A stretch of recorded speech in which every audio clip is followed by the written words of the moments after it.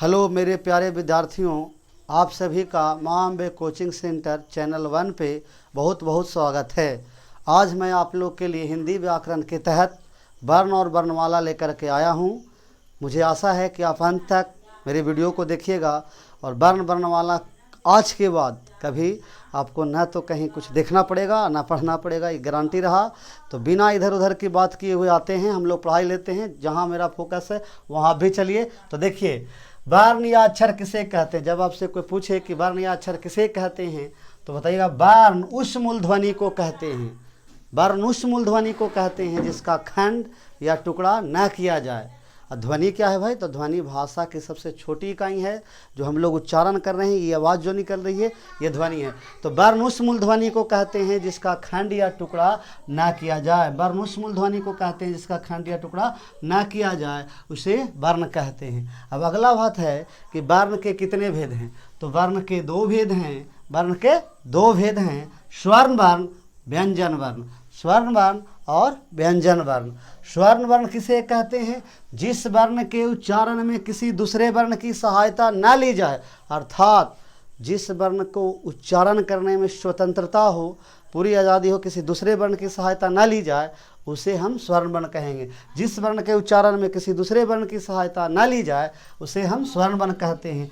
स्वर्ण वर्ण की संख्या 11 है। स्वर्ण वर्ण की संख्या 11। अब देखिए, सबसे ज़्यादा हम लोग को परिभाषा से ज़्यादा ऑब्जेक्टिव पर कैच करना है, क्योंकि अब आज के जो 2020 के बाद जो एग्ज़ाम हो रहे हैं, ज़्यादातर परिभाषा कम और ऑब्जेक्टिव ज़्यादा पूछ रहे हैं। इसीलिए परिभाषा कम रटिएगा और उसमें जो हम ऑब्जेक्टिव दिए हैं उस पर ज़्यादा फोकस करिएगा।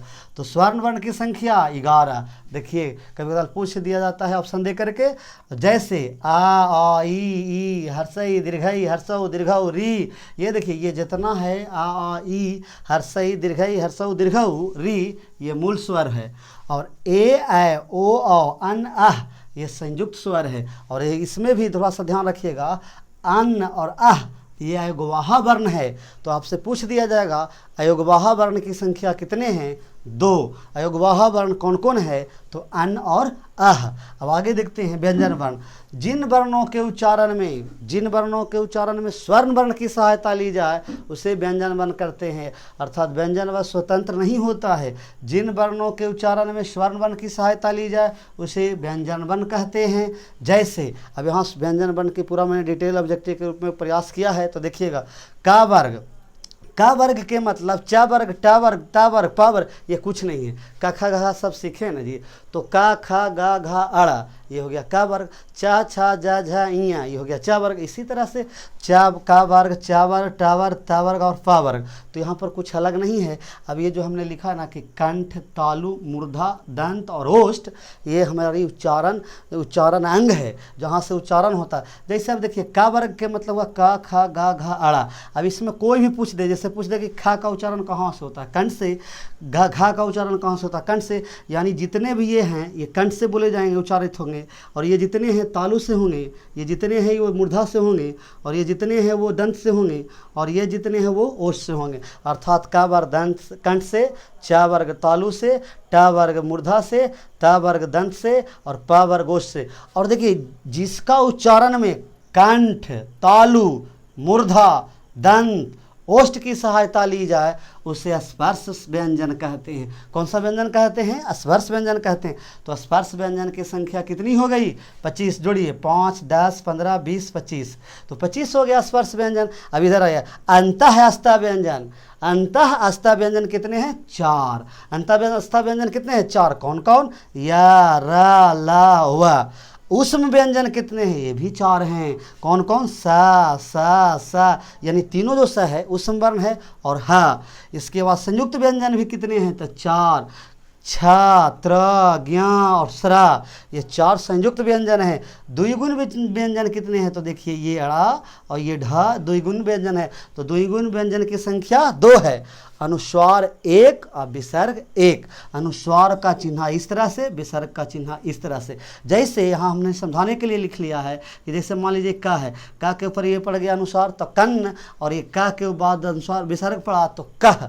तो इस तरह से आप देख लीजिए, 25 हो गया व्यंजन, उस 25 हो गया स्पर्श व्यंजन, 4 हो गया अंतःस्थ, 4 हो गया उष्म और 4 हो गया संयुक्त। तो 25 4 29 4 33 4 37, यह देखिए 2 2 गुण तो 37 दून 40, 40 1 41। तो व्यंजन की कुल संख्या कितनी हो गई? 41। बहुत ज़्यादा किताबों में आपको कुछ दिया हो रहे, लेकिन देखिए ऑप्शन में यही करेक्ट होगा। व्यंजन की संख्या 41, स्वर की संख्या 11 और कुल वर्ण की संख्या 52। कुल वर्ण की हिंदी में पूर्ण वर्णों की संख्या 52। हिंदी में कुल वर्णों की संख्या को वर्णमाला कहते हैं, वर्णों के समूह को वर्णमाला कहते हैं। अब थोड़ी सी हम लोग समझेंगे, जैसे संयुक्त व्यंजन के बारे में कभी कभार पूछ दिया जाता है कि जैसे छ कौन कौन वर्ण से मिलने से बना हुआ है, तो क और स से बना है छ, त और र से बना है त्र, ज और य से बना है ज्ञ, और स और र से बना है स्र। तो यहाँ पर आप लोग इतना जानकारी लिए। अब उच्चारण स्थान आगे हम लोग देखते हैं। बढ़िया वर्णों के उच्चारण स्थान के मतलब होता है कि आखिर हम वर्ण बोलते हैं तो उसका उच्चारण कहाँ कहाँ से होता है। तो देखिए मैंने एक डायग्राम लेकर के आपको बताने का प्रयास किया है। जैसे देखिए ये गला का जो नीचे का भाग है वो कंठ हुआ, उसी तरह से ये जो पूरा गला है तो इसमें अलग अलग है, तालु है ऊपर इस तरह से, फिर मूर्धा है, फिर उसी तरह से दांत को ही दंत कहते हैं। जो ओष्ठ है उसको कहते हैं ओष्ठ या ओठ। तो दांत ओष्ठ तो समझ रहे होंगे, कंठ भी समझ रहे होंगे। थोड़ा सा तालु और मूर्धा तो वो अंदर का भाग है। तो इस तरह से आदमी के डायग्राम द्वारा मैंने अंग का बताया जहाँ से उच्चारण होता है। अब देखिए समझिए कि जैसे देखिए ओष्ठ है तो ओष्ठ से कौन कौन सी का उच्चारण होता है? ऊ और ऊ और पा वर्ग। पा वर्ग मतलब अपना पूछिएगा, पा वर्ग का मतलब है पा फा बा भा मा। तो ये सारे का उच्चारण जो है ओठ से होता है। तालु से ई हर्षई दीर्घई और चा वर्ग यानी चा छा जा झइया या और ये सा, इसका उच्चारण होता है तालु से। कंठ से देख लीजिए आ अन्न का वर्ग और हा ये कंठ से उच्चारित होते हैं। ता वर्ग सा ला और रा ये दंत से उच्चारित होते हैं। मूर्धा से री टा वर्ग और सा उच्चारित होते हैं। कंठ तालु। अब देखिए कुछ जो है अकेले एक ही चीज़ से उच्चारित होते हैं, कुछ वर्ण ऐसे हैं जिनको दो चीज़ की सहायता से, जैसे ए और ए। तो ए और ए का उच्चारण स्थान होता है कंठ एवं तालु यानी कंठ तालु। ओ और औ का उच्चारण होता है कंठ और ओष्ठ यानी कंठ ओष्ठ। बा का उच्चारण होता है दंत ओष्ठ। अर्थात देखिए आप लोग इसको कॉपी पर शॉर्ट स्क्रीन लेके लिख लीजिए। देखिएगा आपको परीक्षा में जो ऑब्जेक्टिव आएगा तो उच्चारण स्थान 1 नंबर में रहता है, उसी से रहेंगे। यानी वर्ण और वर्णमाला से संबंधित आपको इतना ही से आपको आ जाएगा, ये पूरी गारंटी रही। तो आप लोग इसको लिख लीजिएगा। जय हिंद दोस्तों।